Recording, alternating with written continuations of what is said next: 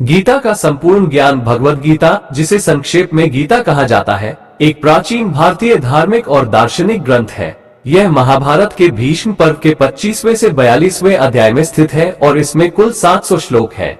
गीता में श्री कृष्ण द्वारा अर्जुन को दिए गए उपदेशों का वर्णन है, जो विभिन्न जीवन के पहलुओं और धर्म के महत्व पर प्रकाश डालते हैं।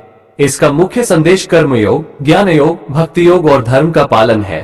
गीता के प्रमुख विषय और ज्ञान निम्नलिखित है। धर्म और कर्तव्य।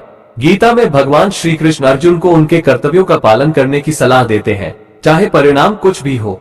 इसे निष्काम कर्म कहा जाता है, जिसका अर्थ है बिना किसी फल की इच्छा के कर्म करना। आत्मा और शरीर। गीता में आत्मा को अमर और अजर अमर कहा गया है। शरीर नश्वर है और नष्ट होता है, लेकिन आत्मा शाश्वत है। योग के मार्ग। गीता में 3 मुख्य योग मार्गों का वर्णन किया गया है। कर्मयोग, कर्म करते हुए भगवान के प्रति समर्पित रहना।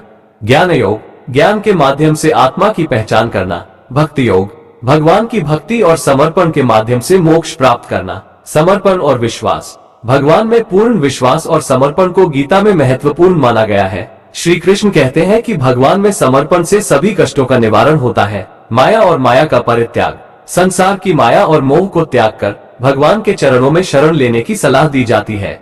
गीता का अध्ययन और उसका अनुशीलन आत्मविकास और जीवन के उच्चतर अर्थ को समझने के लिए प्रेरित करता है। इसे विश्व भर में एक महत्वपूर्ण धार्मिक और दार्शनिक ग्रंथ माना जाता है।